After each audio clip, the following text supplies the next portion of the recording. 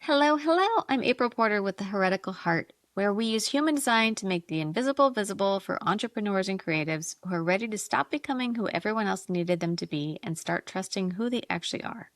So, today I want to talk about a new report that I have called the Heretical Frequency.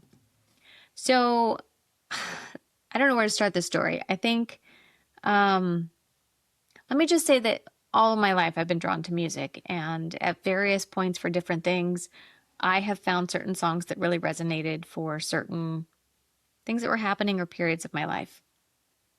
And like most people, a song can bring you right back to a moment.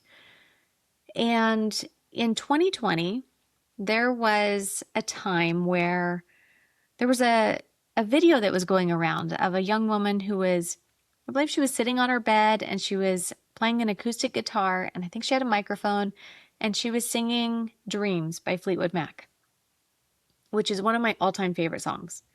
And I hadn't heard it in a while at this point, and when I heard it, it was one of those songs that I was like, oh, this song, I love this song. And it made me cry. Like deep sadness. And I thought, what in the world is this sadness? And why am I having this response?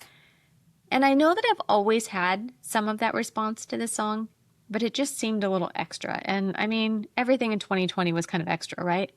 But what I noticed was that I was drawn to it. Even though it had so much sadness, I just kept going back for more. I put it on repeat on my phone. And then I realized that my mom has, and my mom lives with us, she has the vinyl record. And so I borrowed the record from her and I would play the record over and over and over. And then eventually I just bought my own copy. But I continued playing this. And every time I would play it, the song would activate something in me and I would feel that grief and the joy, like the deep love for this song and the memories that it held. Because when I hear this song, I go right back to being like a 3-year-old child. And I can still like see where I lived at the time. We lived in this single wide mobile home, and my parents were young, so they were 18 and 21, I think, when they had me. So, 21 and 24 at this point. And this was the early 80s. They were trying to figure out life and how to be a family and how to navigate all of the things that come with that. And so there was deep love, but there was also this like conflict that I would feel. And um, all of that is wrapped up in this song for me. It's like the extreme joy and and memory of being alive at that time and the world being new in so many ways, and then also feeling really loved and also feeling this conflict between my parents. And the more I listened to it, the more I was taken right back there, and I couldn't identify any specific thing, right? There wasn't a phrase, there weren't words, there wasn't anything that was like a specific thing that happened. It was just a feeling. It was a feeling, and I have a mental picture of what my home looked like at that time. And I noticed that as I played this more and more, that feeling began to shift. And every time I heard it, I would feel the sadness, but the crying was less and less and less. And over time, I realized I could just listen to it, and it held this like nostalgic joy for me. And it's not to say that there isn't any sadness attached to that anymore, because that memory is still there, but it doesn't overwhelm me. It doesn't immobilize me. It just is, right? And listening to that song healed something in me. Being with it through the hard feelings was able to shift it into something else for me. So this was the first time that I really had used music in this way. And though I wasn't fully conscious of what I was doing, there was something that was happening and I kept going back for more. And over the last few years, I've played with this a little bit more intentionally. And it was like, okay, there's something in this song for me. Sometimes it's the lyrics, sometimes it's the melody, sometimes it's the memory. And it allows me to shift my connection to something or someone in my life. So I have been using playlists to support my participants in my Heretical Heart Metamorphosis 6-month-long deep transformation group. And for each module, we have a playlist that goes along with the theme of that. So like self-worth and money has its own playlist, and there's a grief playlist. And, people can use it as they want or they don't have to use it. But I find that it's really interesting in how it shifts things for people and how it works on a different level than, say, just sitting down with a journal prompt or meditating or using reframing to approach something differently. And it's not to say that those things aren't good. They are.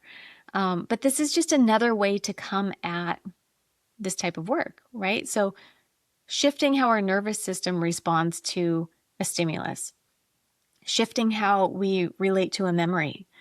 And I started digging into the why behind it. Why does music bypass the parts of our brain that rationalize, right? And it does. It gets directly to the part of our brain where we store those feelings and the memories and safety. It goes straight to that limbic system and bypasses the meaning-making parts of our brain, right? So that part that blocks everything that we're trying to shift and says, no, well, we have to hang on to this because this thing happened and I need it to mean something. When we use music, it bypasses that in a way that is so visceral and somatic, I find. And so as I was playing with this and as I was hearing feedback from people about the playlist that I was creating, I thought, what if we take this a step farther? What if we take this to the entire human design chart? So I did. I sat down and this took me probably literally hundreds of hours to sit down with each part of the chart from energy type, authority, profile, all the defined and undefined centers, all the channels, and all the gates. And I created a playlist for each one. So at a minimum, each part of the chart has at least 3 songs that connect with that gate or channel, whatever that part of the chart is. And the bigger parts, like energy type, has 8 songs per energy type for their playlist. Because I think that there are different facets to it, right? So each one brings a slightly different element. Some were chosen for the feeling that it evokes in listening to it. But most were chosen because of the story, the message, the lyrics that are under it. And sometimes it's all of that, right? So the way that this works is you put in your birth date, time, and place. You get a human design chart. Then you get the option to purchase the report. And that report gives you your energy type, authority, profile, your defined or undefined centers, and your defined gates and channels. And each part of that has its own playlist. You connect it to your Spotify. They're already in there. You don't have to go search them and create your own playlist. You just link to them. And then each song has a journal prompt. So you listen to the song and you consider the journal prompt. Now, I'm calling it a journal prompt, but you don't actually have to journal with it. You can just contemplate it. You can look at the journal prompt, listen to the song, and let it unwind itself. There's nothing that you have to do with it. It's less about doing and more about being with the feeling, being with the emotion, being with whatever it brings up, as long as it feels safe for you to do so. I understand that music can connect us to parts of our life that are very painful. And so if that is something that's happening for you, I encourage you to seek professional support for that, but also to skip it, right? Like if there's a song that you know you have a reaction to and you're not ready to hear, you skip that song. There are other options. But this is the part of deconditioning that we don't often talk about. Like, how do we decondition without having to look directly at it? And I was having this conversation earlier with someone today. It's like the harder we look at the thing we're after, the less we can see it. But when we pull back, we take a step back and we look at the bigger picture and allow our gaze to soften, that's when things come into focus for us. That's when ideas drop in. That's when perspective shifts. And that's what is happening with these playlists. And the response that I've had so far is overwhelmingly positive. And of course, there are going to be songs that not everybody likes, right? Everybody's going to have an opinion because it's so personal. And that's okay, right? If there's a song that doesn't work for you, don't listen to that one. But I hope that overall it feels supportive of you. So there's songs in here that are from the 60s, 70s, 80s, 90s to today. And it's everything. I would say that there's a lot of popular music in there because that's most of what people have commonly heard. But there's also some punk, there's alternative, there's probably a couple country songs in there, but there's mostly popular music, and classic songs too. Like not classical, but those iconic songs that we've heard time and time again. And when we look at them through the lens of human design and how that relates to a part of our chart, it gets really, really interesting. And I'm so excited for it. So I just wanted to create this episode today to share with you this new report because the response has been so overwhelming and it's something that I haven't seen before.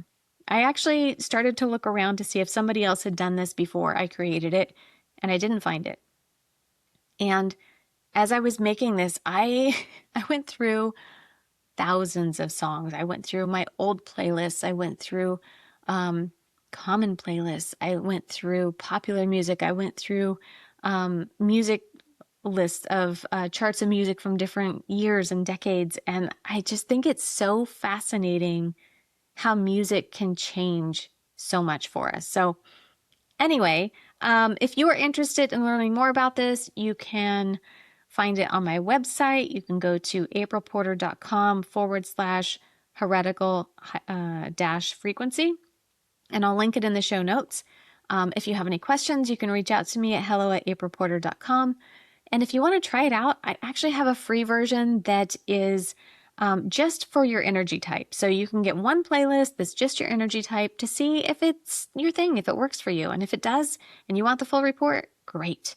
And if not, then don't worry about it. Like it's not your thing. You move on and find the other thing that works for you. So, yeah, I'm just so excited to share this, and I hope that you enjoy it too. So I will see you in the next episode.